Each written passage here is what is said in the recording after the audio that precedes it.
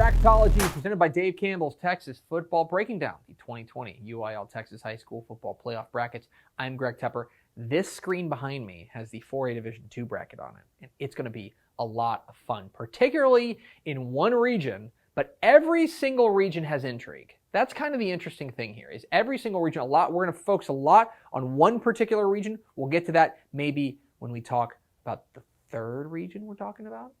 Hint, hint. But this is going to be a really fun bracket. Let's go to Region 1.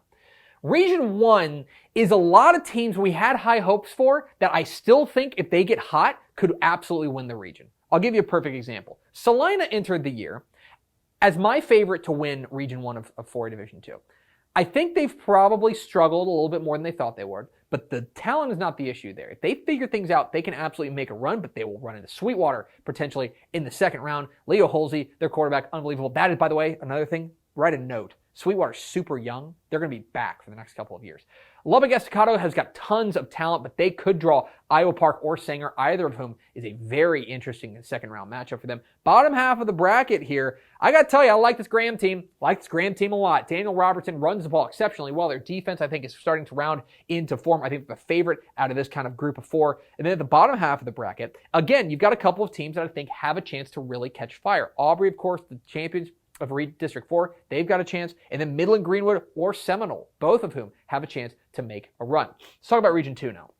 In Region 2, a lot of focus is going to be on the two teams out of District 8, and really all four teams out of District 8. When you're talking about champion Gilmer, you're talking about Pleasant Grove, of course, the defending state champs in Pleasant Grove. You're talking about Liberty Isla, who I think is very dangerous as a 3 seed, and Longview Spring Hill even as the champions there. District 8 kind of sets the terms of this region, but there's plenty of reason to think that the champion of Region 2 is not going to come out of Region 8. First and foremost, let's say Pleasant Grove gets past Bullard. Glen Rose is a problem. Glen Rose is a real problem. Keep an eye on them. I think the Foxes of Caddo Mills are very dangerous. I think Van is very dangerous as well. The bottom half of the bracket, I think Gilmer did well by winning that district championship. I think they got put in a much more favorable part of the bracket. But Godley's could be a problem. If Sunnyvale figures it out, they could be very good. I love that coaching staff there. And Mejia. Keep an eye on Mejia. I love this Black Cats team. They are playing with an edge, and that's going to give them a lot of confidence going into the playoffs. Now, look, if you're asking me right now, I would probably tell you we're in for a Pleasant Grove and Gilmer rematch. And that game, of course, was decided by a last-second field goal, so shrug emoji. But we will see who comes out of Region 2. Let's now matriculate over to the other side of the bracket to Region 3. And oh my gosh, guys. Oh my gosh. This region's nuts. Absolutely nuts. Okay? Obviously, we're going to start talking about Carthage, okay? Carthage is, of course, the reigning state champions. They have looked every bit the part of the number one team in 4A Division II. But look at what their path could be, hypothetically. And there's a lot of teams that could give them trouble, okay? Silsbee, super, super dangerous team from down in Southeast Texas. Then in the regional semifinals, they get to see a team like Salado, who is really good and plays this style of football that they muck up your game plan. I'm really interested in Salado. Or they could see Belleville. Either of them are very dangerous. In the bottom half of the bracket, who in the heck's coming out of here? I mean, you've got athletes all over the field. West Orange Stark, unbelievable. Needs no introduction. That defense, that Blue Link defense has been terrific. Jasper and China Spring is maybe the best first-round matchup in all of 4A. That is a terrific, terrific matchup. The winner of that is going to give West Orange Shark some trouble. Sealy is a team to beat. Flying under the radar, but a tradition-rich program. They are back. And then down here, Waco Connolly in center. Are you kidding me?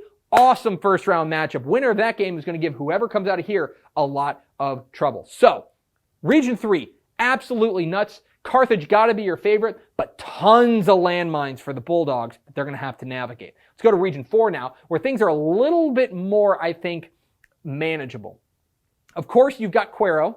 Cuero's having a very difficult year this year, and they've got a very tough first-round matchup with Geronimo Navarro, who may in fact be the favorite to come out of Region 4. But I will say this, if they get hot, there's no doubting that they can make a run. That said, Geronimo Navarro, the way that they're playing right now, the champions of District 14, I think they're probably the favorite to come out of at least the top half of the bracket. Interesting side note, Raymondville is into the playoffs having played one game this year. One! 2020, you've done it again. Navasota is a team to keep an eye on as well at the very top of that bracket. Down here, the bottom half of the bracket, a lot of interesting squads. Of course, you've got Wimberley, and a lot of attention is going to be paid to Wimberley. I think they actually got a very nice draw, but they could see a team like Sinton, who is dangerous, or Giddings in the regional semifinals, at which point they would run into their old district bunkmate, Geronimo Navarro, most likely. So, Region 4, I think, has some favorites, and especially one power nexus in District 14, but I do think that Wimberley down here got a pretty decent draw. They won't have to see a team like Navasota or Geronimo Navarro until a regional final. So when you take a look at 4A Division II writ large, a lot of attention is going to be paid here, right? A lot of attention is going to be paid to Region 3 for understandable reasons. Carthage, West Orange Stark, Jasper, China Spring, Waco Conley, Center, Sealy, Salado, Belleville. I mean, it's unbelievable. But don't sleep on here, because I think there's a lot of teams that could get hot. And down here, with Pleasant Grove and with Gilmer and with a lot of potential landmines, Region 2 could be fun as well. Down here, Region 4, we're going to find out. I think that Geronimo Navarro is probably your favorite, but Wimberley, of course, has a history of getting hot at the right time, and Navasota is another team that could be a problem. So, look, 4A Division 2, a lot of fun, and everywhere you look, kind of for different reasons. We're going to have it all covered for you at TexasFootball.com.